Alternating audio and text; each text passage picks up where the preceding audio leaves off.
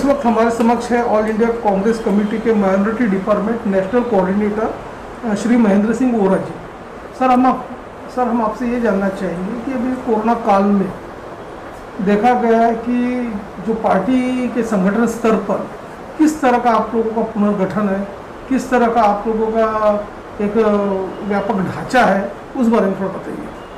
देखिए, जैसा कि कांग्रेस पार्टी का जो मेन राहुल गांधी जी के जो इंस्ट्रक्शंस है वो बोलते हैं कि अभी राजनीति छोड़ के समाज सेवा की जाए। तो नागपुर क्या, आप महाराष्ट्र क्या, ऑल इंडिया लेवल पे हमारा जो डिपार्टमेंट है माइनॉरिटी, इनके नेशनल चेयरमैन नदीम जावेद जी के इंस्ट्रक्शंस है जिले लेवल पे राशन किट हो, दवाई हो या किसी को अगर हॉस्पिटल में प्रॉब्लम जा रही है तो उनकी मदद की जाए, ये लेवल पे हमारा काम चालू है। सर, आप क्या कहना चाहोगे कि अभी देखा गया जो एक प्रकार की जो त्रासदी है कोरोना की, उसमें देखा कि काफ़ी लोग बेरोजगार हो चुके हैं, और दूसरी बात ऐसे भी लोग हैं जिनको काफ़ी कोशिश करने के बाद भी उनका वैक्सीनेशन नहीं हो रहा है, वैक्सीनेशन की भी काफ़ी कमतरता है, बीच में ऑक्सीजन की भी काफ़ी कमतरता थी, कई लोगों के प्राण भी चले गए, देखिए तो उस बारे में आपका क्या आकलन है? हाँ, इसमें ऐसा है कि घूम फिर के बात आती है केंद्र सरकार की जवाबदारी, और बेरोजगारी तो हमने 2014 के बाद से जो तरीके से देश का इकोनॉमी हैंडल करने का काम चल रहा है, हर बंदा बोलेगा कि बेरोजगारी लेवल बढ़ते जा रहा है। और दूसरी तरफ अगर इस कोरोना काल की बात करें तो पिछले कोरोना काल से भी आप देखिए, प्रधानमंत्री जी ने एक घोषणा की थी 20 लाख करोड़ का पैकेज का। आप खुद एक पत्रकार हैं, आपको प्लस पूरे नागपुर की बात कीजिए, हम हिंदुस्तान लेवल की छोड़ दें, किसको उस पैकेज का फायदा मिला है? ऑक्सीजन की जब बात की जाए, ऑक्सीजन का ये प्रोवाइड करना होता है केंद्र सरकार का। आप खुद देखिए, पूरे देश में जो त्राही मची थी, केंद्र सरकार ने क्या सपोर्ट किया और कब किया? जब इतनी जाने गई उसके बाद, वो भी प्रेशर में आने के बाद केंद्र सरकार ने मदद करने की थोड़ी सी पहल की है। सर, जैसे कि आप जानते हो कि जो केंद्र सरकार की तरफ से जो मदद आर्थिक तबके के जो कमजोर लोगों को दी जानी थी जी, देखा गया तो वो मदद नीचे लेवल तक पहुंची नहीं है, तो इसका क्या कारण है आपके नजर से? मदद देना और मदद की घोषणा करना ये सरकार का रेगुलर नियम बन चुका है।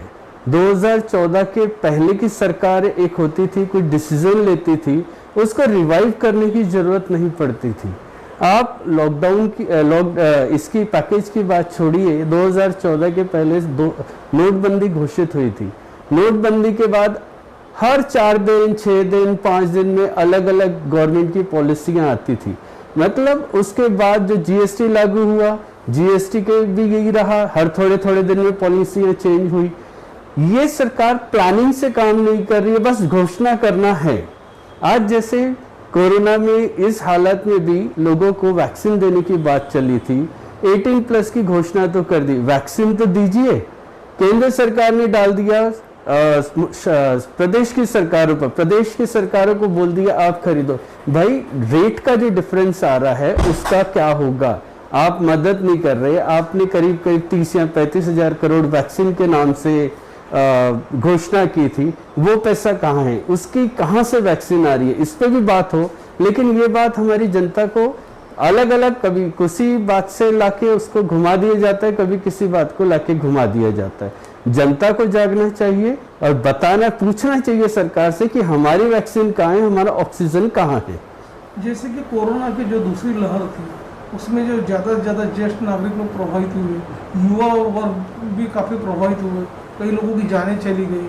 समय पे हर चीज़ का शॉर्टेज था, चाहे वेंटिलेटर हो, ऑक्सीजन हो, हर चीज़ की किल्लत थी। अब जबकि आगे थर्ड स्टेज में थर्ड वेव आने वाली है, उस प्रकार से सरकार की तैयारी बराबर नहीं है अभी तक जी, क्योंकि देखा गया तो अभी तक वैक्सीन भी काफ़ी पहुंची नहीं है। तो आगे जब बच्चों के वैक्सीन का जो फाइजर कंपनी से आने वाला है, उसकी आपूर्ति किस ढंग से होंगी या किस तरह से व्यवस्थापन होगा, तो आपका उस बारे में क्या आकलन है? ये तो केंद्र सरकार जाने कि वो क्या पॉलिसी अपना रही है। आज भी बोला जा रहा है, जैसे हम यूपी की बात करें, मध्य प्रदेश की बात करें, जो गंगा के नदी में हमारे को लाशें मिली है उसकी बात करें, इसका सवाल कोई नहीं उठा रहा है। वैक्सीन हमारा अधिकार है। इसके पहले भी, आज मेरी भी उम्र 47 साल हो चुकी है, मुझे नहीं लगता कि कभी किसी देश की जनता ने वैक्सीन का पैसा दिया है, लेकिन आज हमसे वैक्सीन के भी पैसे मांगे जा रहे हैं। जनता कहाँ से लाए? गवर्नमेंट का काम है प्रोवाइड कराना। गवर्नमेंट टोटल फेल है, वो कुछ कोशिश ही नहीं कर रही लोगों को मदद करने की। पीएम केयर फंड्स के नाम से पैसा लिया गया, कभी बोलते हैं वेंटिलेटर्स की हालत देखिए, कई जगह वेंटिलेटर्स खराब निकले हैं, उसके लिए कोई कुछ बोलने को नहीं तैयार।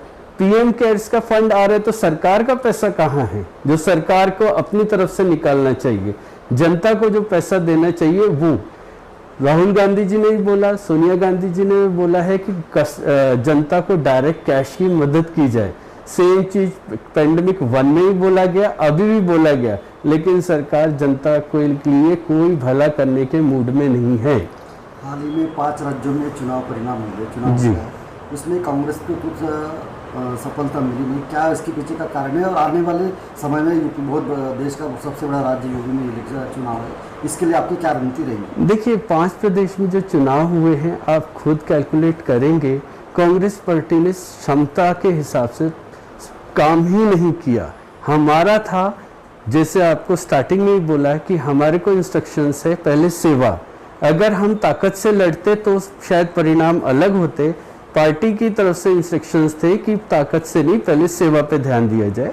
अभी आगे देखिएगा, पेंडेमिक अगर खत्म होता है, या खत्म तो बोल नहीं सकते, कम होता है, पार्टी ताकत से लड़ाएगी और हमें लगता है उत्तर प्रदेश में हम काफ़ी अच्छा प्रदर्शन करेंगे।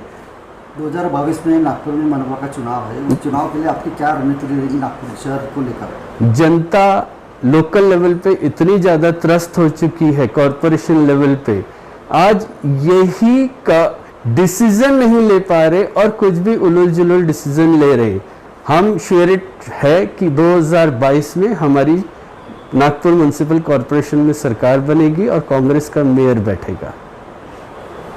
सर, और सेकंड क्वेश्चन ये है कि जिस तरह के अभी जो सेवा भाव का जो आपने अभी जिक्र किया कि कांग्रेस की तरफ से ये चालू है आपका कैंपेन जी, तो किस तरह का सेवा भाव का अपने किट का वितरण चल रहा है? हाँ जी। और ये कब तक चलेगा, उस बारे में क्या रूपरेखा गुजरेगा? देखिए, सेंट्रल गवर्नमेंट से तो लोग परेशान हैं, वो उनकी घोषणा अलग होती है और काम करने का तरीका अलग होता है। इन्होंने तो बोल दिया कि हमने सब कुछ प्रोवाइड कर दिया, लेकिन जब हम बस्तियों में जाओ तो पोजीशन पता चलती है। अभी भी मैं एक आपको लिस्ट दे दूंगा, हमारी एक कमेटी बनी है, नेशनल चेयरमैन नदीम जावेद जी ने बनाई है, उसमें 9 लोगों को लिया गया है और जो पूरे इंडिया लेवल पे कोऑर्डिनेट कर रहे हैं, स्टेट लेवल से, डिस्ट्रिक्ट लेवल से, और हम उनको राशन किट्स प्रोवाइड करवा रहे हैं। सर, आप क्या कहोगे कि जो अल्पसंख्यक जो लोग हैं उनमें शिक्षा का स्तर कम होते जा रहा है, केंद्र सरकार कुछ ध्यान नहीं दे रहे, केंद्र सरकार नई एजुकेशन पॉलिसी उन पर जबरन थोप रही है, देखा जाए कि उनकी गरीबी दूर करना, उनको शिक्षा की पूर्ति करना, आपूर्ति करना, इस तरह का कोई स्पष्ट नीति नहीं है सरकार की, तो उस बारे में आपका क्या आकलन है? देखिए, केंद्र सरकार 2014 से जब से आई है तो ये सरकार का एम है माइनॉरिटीज को हिट करना। वो डेवलपमेंट की तरह सोच ही नहीं रही है, सिर्फ सामाजिक एक दूसरे के प्रति द्वेष बनाना, नाराजगी प्रकट करना और आपस में लड़ाना। शिक्षा तो बहुत दूर की बात हो गई, उसकी तरफ से तो उनका ध्यान ही नहीं है। अभी शायद कल ही डिसीजन आया है कि 12वीं की परीक्षा रद्द की जाती है, लेकिन आप उसमें भी देखिए कि एजुकेशन मिनिस्टर कहाँ थे, उनका रोल क्या था। ट्वीट आया पीएम का, उसमें रक्षा मंत्री भी थे, होम मिनिस्टर भी थे, एजुकेशन मिनिस्टर कहाँ है जिनका मेन रोल होना चाहिए, चेक कीजिए।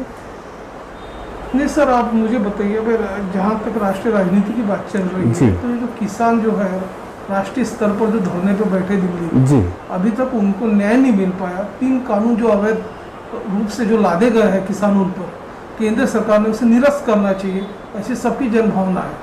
तो आपका क्या उसमें ये है? सर, केंद्र सरकार अगर इतनी संवेदनशील होती तो कब से ये आंदोलन खत्म हो गया होता। उन्होंने इस आंदोलन को बदनाम करने में कोई कसर नहीं छोड़ी। रही बात, आज मेरे ख्याल से 500 के ऊपर किसान शहीद हो चुके हैं और सरकार का एक स्टेटमेंट नहीं है कि हाँ ये हमारे भाई है या हमारे बच्चे हैं। प्रधानमंत्री के लिए देश का हर नागरिक एक बच्चा होता है, उनकी तरफ से एक स्टेटमेंट नहीं कि हाँ भाई तुम आओ बैठो और मैं तुम्हारा हर चीज़ हल करता हूँ और जो कानून तुमको नहीं चाहिए वो मैं रद्द करता हूँ, ऐसा कुछ नहीं है। सर, आप एक राष्ट्रीय समन्वयक हो, तो आप हमें ये बताइए जो अल्पसंख्यक समुदाय के लिए जी, आप कांग्रेस की ओर से क्या स्पष्ट नीति है, उस बारे में थोड़ा बताइए। देखिए कांग्रेस खाली अल्पसंख्यक के लिए काम नहीं करती है, वो सिर्फ ठप्पा जबरदस्ती का लगाया जाता है अपनी राजनीति चमकाने के लिए। पार्टी हर लेवल पर हर समाज को साथ लेके चलना चाहती है और करती भी है। माइनॉरिटीज़ एक पिछड़ा है जिसमें हम सिख, मुस्लिम, जैन, पारसी, नवबौद्ध और क्रिश्चियन 6 समाज आते हैं। अपना हाथ ही ले लीजिए, हर हाथ की उंगलियां बराबर नहीं रहती है, वैसे माइनॉरिटीज़ में कुछ कमजोरियां हैं, उसको अगर मजबूत करने के लिए पार्टी मदद करती है या पार्टी उनका साथ देती है तो ये बहुत अच्छी बात है।